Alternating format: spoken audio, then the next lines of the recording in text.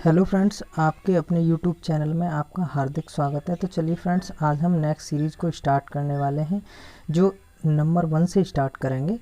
ठीक है, तो बिना देरी करते हुए स्टार्ट करते हैं। दो क्रमागत फेरों के बीच की दूरी को क्या कहा जाता है? ठीक है, दो क्रमागत फेरों के बीच की दूरी को क्या कहा जाता है? तो कुंडली अंतराल बोलते हैं उसको। ठीक है, या फिर वाइंडिंग पिच बोलते हैं। ठीक है, क्या बोलते हैं उसको? Winding pitch. जल्दी से करते हैं इनको। ठीक है, एक 4 पोल 500 शंट मोटर में इसके आर्मेचर पर 720 साइनोसॉइडल, ठीक है, कंडक्टर लगे हुए हैं। ठीक है ना, तरंग संयोजित कंडक्टर लगे हुए हैं। पूर्ण भार आर्मेचर धारा 60 एम्पियर, अभिभाव प्रति पोल 0.03 वीवर है। तो आर्मेचर प्रतिरोध 0.2, तो असंपर्क पाथ प्रति ब्रश 1 वोल्ट है। तो इसकी मतलब स्पीड पूछ रहा है कि आखिर स्पीड क्या होगी। तो हम इसकी स्पीड को हम निकाल देंगे कि ई, ठीक है, ये किसकी बात कर रहा है? जनरेटर की। तो ई भी बराबर होता है ZP5N/60 A। इससे हम स्पीड ये वाली निकाल लेंगे। नेक्स्ट क्वेश्चन पर चलते हैं। ऊष्मा की व्यवहार्यता।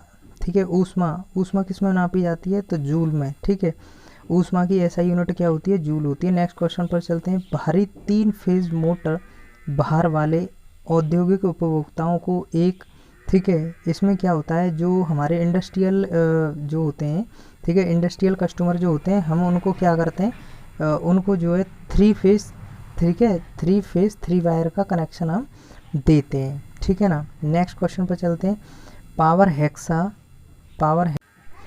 पावर हेक्सा ब्लेड धातु कट आरी, ठीक है, की मोटाई कितनी होती है? तो 1.27 से 2.54 mm तक होती है। ठीक है, नेक्स्ट क्वेश्चन पर चलते हैं। एक 6 पोल लैप कुंडली जनित्र में 300 कंडक्टर हैं। प्रति कुंडली, ठीक है, प्रति कंडक्टर प्रेरित विद्युत वाहक बल, ठीक है, विद्युत वाहक बल 5 वोल्ट है। तो जनित्र की जनित वोल्टता क्या होगी? ठीक है, जनित्र की, तो हम इसका क्या करेंगे, 300, ठीक है, बटे में 6 गुणा में 5 करेंगे। तो इसको सीधा सीधा काट लेंगे, तो हमारा ऑप्शन ये वाला राइट हो जाएगा। नेक्स्ट क्वेश्चन पर चलते हैं। 4 पोल लैप कुंडलित दिष्टकारी शंट जनरेटर में 220 फेरों की आर्मेचर कुंडली है, जिनमें से प्रत्येक 0.04 ओम के आर्मेचर प्रतिरोध क्या है? तो ये भी वेरी सिंपल है। अगर ये आ जाता है तो ठीक है, नहीं आता तो मुझे कमेंट में बता दीजिएगा, मैं इसको सॉल्व करके दे दूंगा आपको। ठीक है, नेक्स्ट क्वेश्चन पर चलते हैं।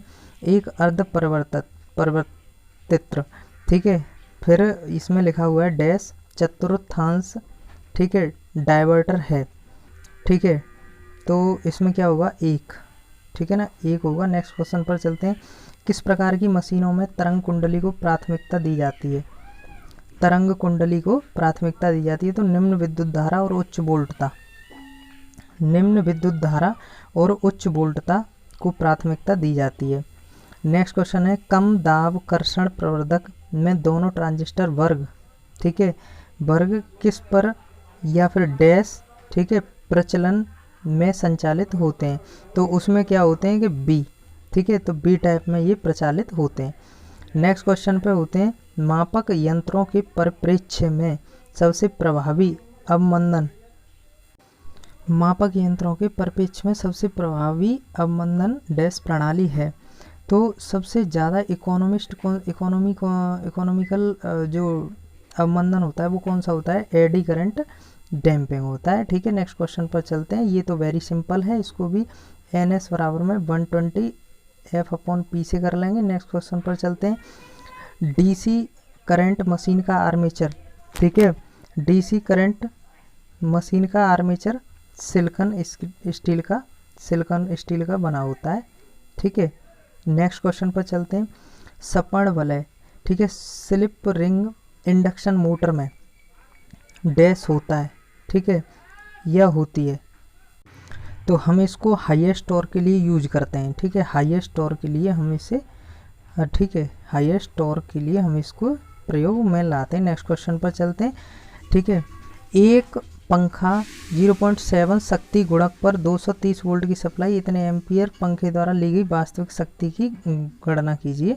तो इसमें P में होता है VI cos फाई इसमें रख करके आप निकाल लीजिएगा, जो भी आंसर आएगा वो ये वाला आंसर रहेगा। ठीक है, नेक्स्ट क्वेश्चन पर चलते हैं। कांच में प्रतिरोध का, ठीक है, कांच में प्रतिरोध का डैश तापमान गुणांक होता है, तो ओबियस सी बात है कि ऋणात्मक होगा। ठीक है, जैसे जैसे हम टेम्परेचर बढ़ाएंगे, ठीक है, वैसे वैसे रेजिस्टेंस क्या होगा, घटेगा, तो ये क्या हो जाएगा, ऋणात्मक होगा। नेक्स्ट क्वेश्चन पर चलते हैं। डीसी मोटर के कुशल संचालन के लिए आर्मेचर परिपथ में डाला गया अतिरिक्त प्रतिरोध, ठीक है, इसको स्टेप्स में हम क्या करते हैं, स्टेप्स में कट करते हैं। ठीक है, तो इसमें सिंपल आंसर हो जाएगा, चरणों में कम किया जाता है। नेक्स्ट क्वेश्चन है, मॉसफेट की द्वारा परपथ प्रतिबाधा, ठीक है, डैश की कोटि क्या है, तो इसमें जो है मॉसफेट की मतलब जो हमारा होता है परपथ प्रतिबाधा जो होती है वो 10⁹ होती है। नेक्स्ट क्वेश्चन पर चलते हैं, ये स्टैटिक क्वेश्चन है। परिणामित्र ट्रांसफार्मर में कोर पटलन या लेमिनेशन द्वारा, ठीक है, तो ये जो लेमिनेशन होती है उसके ऊपर एक महरूम टाइप की, ठीक है, महरूम टाइप की क्या होती है, एक वार्निशिंग होती है। ठीक है, वार्निशिंग होती है, तो उसको करते हैं लेमिनेशन करने के बाद में, जिससे कि वो क्या हो, शॉर्ट ना हो।